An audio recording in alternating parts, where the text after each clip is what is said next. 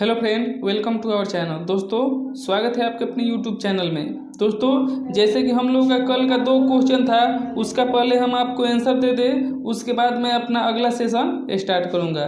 तो दोस्तों, पहला क्वेश्चन जो था आपसे हमारा कि आपके शरीर में सबसे छोटी हड्डी कौन सी है, यानी कि मानव शरीर में सबसे छोटी हड्डी कौन सी होती है और वो कहाँ पे होती है। तो दोस्तों, हमारे शरीर की जो है सबसे छोटी हड्डी स्टेपिज होती है। ये हमारे कान में पाई जाती है। पहला का आंसर होगा, जो हमारे शरीर की सबसे छोटी हड्डी होती है वो कान में होती है, कान की हड्डी होती है, जिसको हम लोग स्टेपिज भी कहते हैं। और दूसरा ऑप्शन है आपका कि दूसरा क्वेश्चन था दोस्तों, पहाड़ों पर चढ़ते समय वायु का दबाव। तो पहाड़ों पर चढ़ते समय दोस्तों, जितना ही पहाड़ के आप ऊपर जाते हैं तो वायु दबाव क्या हो जाता है, कम होते जाता है। तो आपका आंसर यहाँ बी हो जाता है। तो दोस्तों, ये दोनों क्वेश्चन हम लोग का यहाँ हो गया। अब चलिए हम लोग आज का सेशन स्टार्ट करते हैं और देखते हैं कि क्या क्वेश्चन है। और आपका कल के लिए एक क्वेश्चन दोस्तों, कल इसको आप कमेंट में इस क्वेश्चन को आंसर देना है कि कार्बन मोनोऑक्साइड का रासायनिक नाम क्या है। दोस्तों, कार्बन मोनोऑक्साइड का रासायनिक संकेत या रासायनिक नाम क्या है, आपको बताना है दोस्तों। और एक क्वेश्चन मैं आपसे लास्ट में करूंगा, उसका ये दोनों क्वेश्चन को आपको कमेंट में आंसर देना है और मैं आपको नेक्स्ट वीडियो में इसको आंसर बताऊंगा। तो चलिए आज का सेशन स्टार्ट करते हैं और देखते हैं कि क्या क्वेश्चन है और क्या इसका आंसर होगा। तो दोस्तों, ये 351 तो हो ही गया। अब 352 में देखिए क्या पूछा है, किस धातु को जीवन रक्षक धातु कहते हैं। तो दोस्तों, किस धातु को जीवन रक्षक धातु कहते हैं, तो यहाँ हो जाएगा हमारा रेडियम। रेडियम को हम लोग जीवन रक्षक धातु कहते हैं। एक मोल में कितने कण होते हैं। दोस्तों, एक मोल में कितने कण होते हैं, तो 6.023 गुने 10 के पावर 23, यानी कि दोस्तों 6.023 गुने 10 के पावर 23 आंसर आपका हो जाएगा। 354 में पूछा है, प्रोटॉन का आवेश डैश है। तो दोस्तों, प्रोटॉन का आवेश क्या होता है, तो प्रोटॉन का आवेश जो होता है यह धनात्मक होता है। यदि एम्पेरिकल सूत्र CH2 है तो यौगिक क्या होगा। तो एम्पेरिकल सूत्र दोस्तों CH2 है तो यौगिक का नाम क्या होगा, तो यौगिक का नाम एल्केन होगा। एल्केन यहाँ रखिएगा, ऑप्शन सी द करेक्ट होगा, एल्केन। चलिए देखते हैं नेक्स्ट क्वेश्चन 255 में क्या पूछा है। यदि एम्पेरिकल सूत्र, यही दोस्तों 255 डबल हो गया है।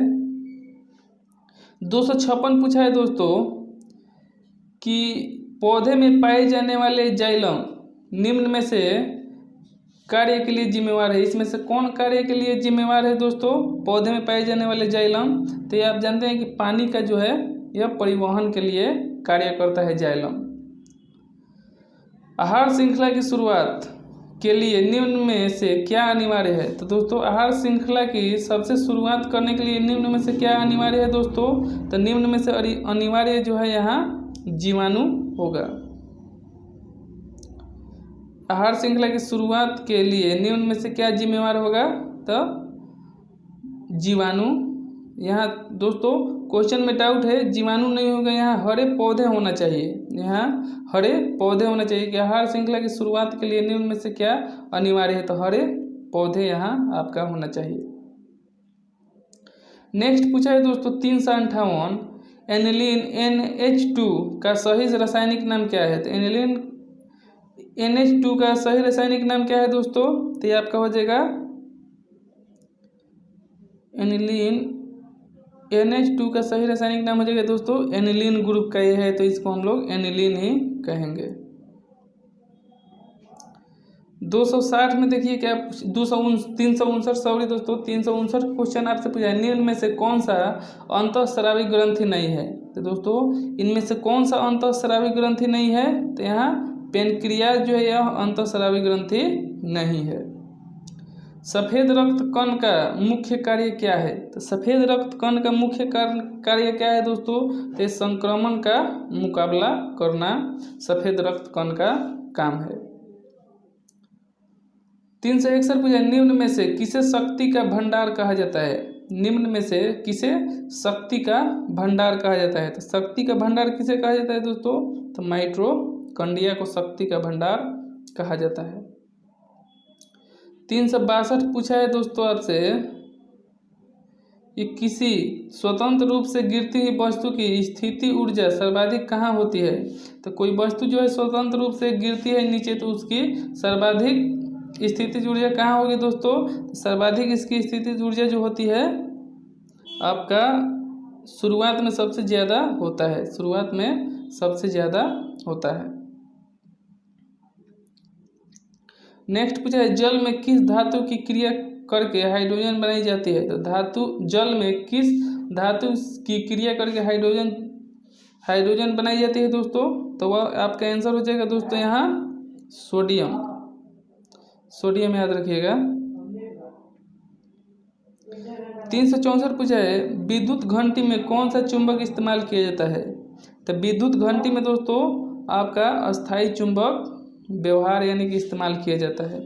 सूर्य ग्रहण कब होता है दोस्तों। सूर्य ग्रहण जो है यह बहुत वीवीआई क्वेश्चन है, और चंद्र ग्रहण, ये दोनों क्वेश्चन में से एक क्वेश्चन आपको पूछता ही रहता है।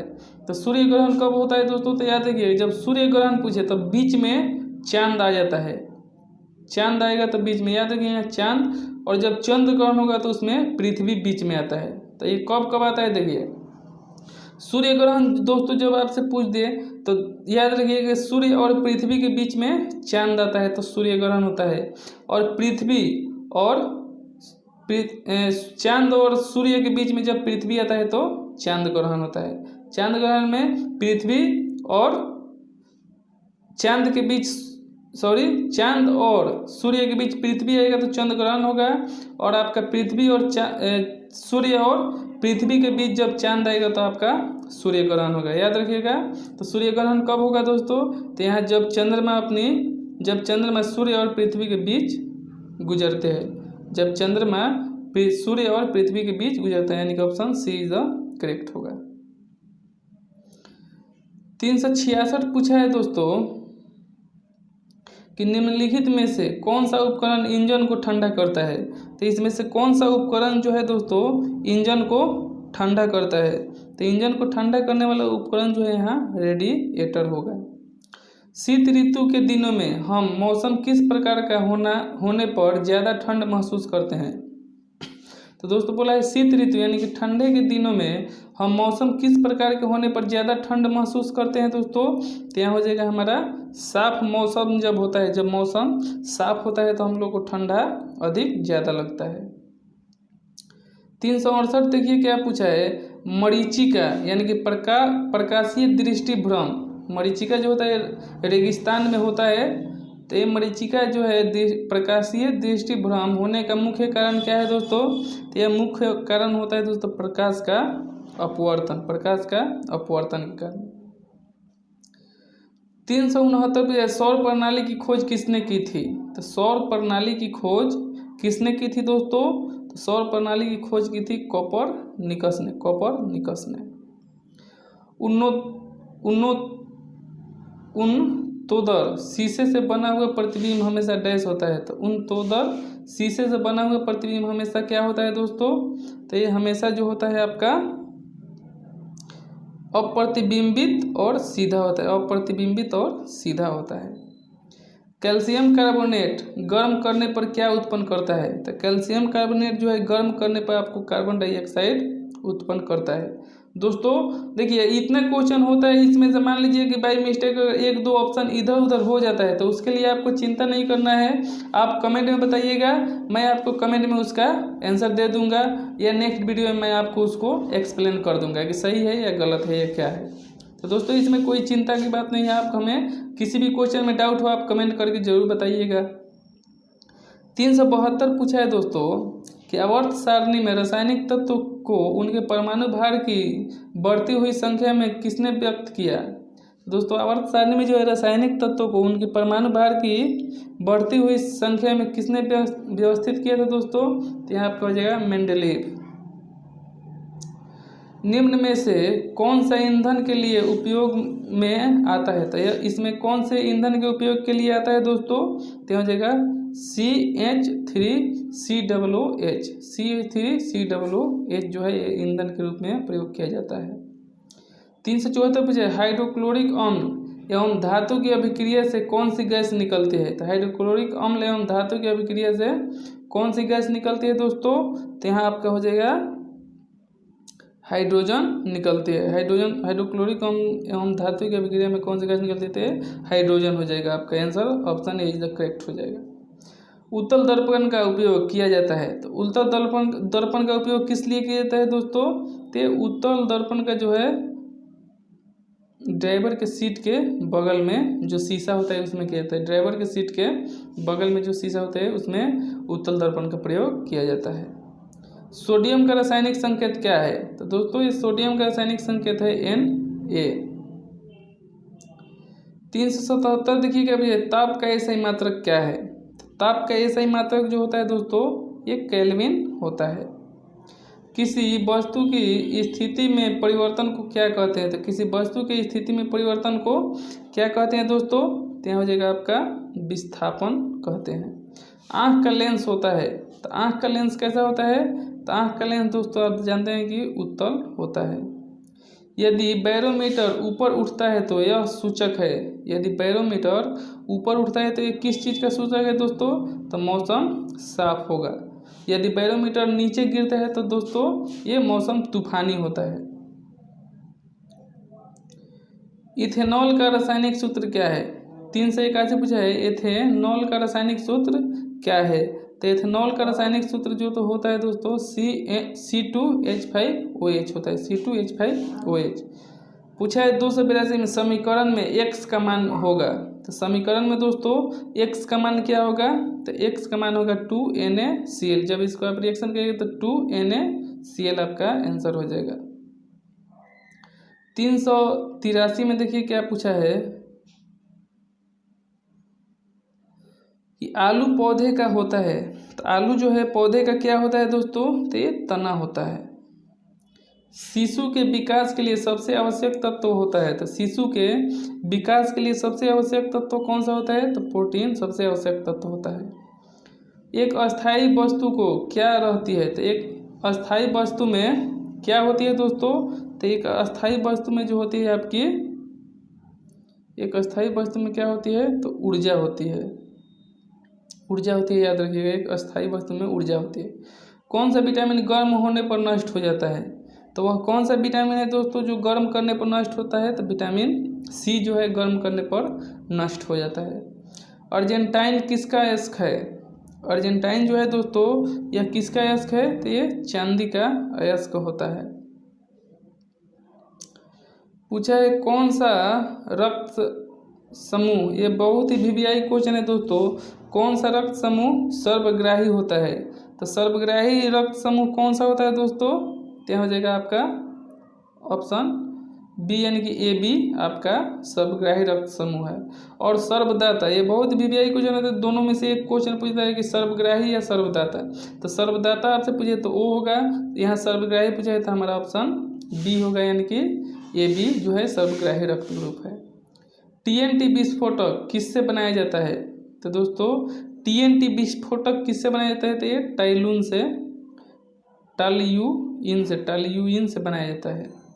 मार्स गैस का मुख्य भाग क्या होता है? तो मार्स गैस का मुख्य भाग जो होता है दोस्तों मेथेन होता है यानी कि CH4 होता है। घरों में विद्युत धारा कितने वोल्ट की होती है? तो घरों में जो है विद्युत धारा दोस्तों 220 वोल्ट की होती है। नेक्स्ट क्वेश्चन पूछा है 392, किसी द्रव्य के क्वथनांक को कैसे बढ़ाया जाता है? तो किसी द्रव्य के क्वथनांक को कैसे बढ़ाया जाता है दोस्तों? यानी कि लिक्विड को क्वथनांक यानी कि बॉइलिंग पॉइंट को कैसे बढ़ाया जाता है? तो इसको बढ़ाने का एक ही तरीका है, दबाव बढ़ाकर। दबाव बढ़ाने से इसका बॉइलिंग पॉइंट यानी क्वथनांक जो है बढ़ जाता है। विशिष्ट प्रतिरोध का मात्रक क्या होता है? तो विशिष्ट प्रतिरोध का मात्रक जो होता है ओम मीटर होता है। निम्न में से कौन सी वस्तु चुंबकीय है? तो कौन सी वस्तु चुंबकीय है दोस्तों? तो लोहा जो है चुंबकीय वस्तु है। विद्युत किससे उत्पन्न होती है? विद्युत किससे उत्पन्न होती है दोस्तों? तो विद्युत जो है डायनेमो से उत्पन्न होती है। सोनार नामक यंत्र किस काम में आता है? तो सोनार नामक यंत्र जो है दोस्तों ये पनडुब्बी की स्थान का पता लगाने में काम आता है। तो पनडुब्बी का स्थान का पता लगाने में सोनार का काम आता है। सोनार एक यंत्र है। शक्ति का मात्रक क्या है? तो दोस्तों शक्ति का मात्रक जो है आपका हो जाएगा यहाँ जूल प्रति सेकेंड या वाट होता है।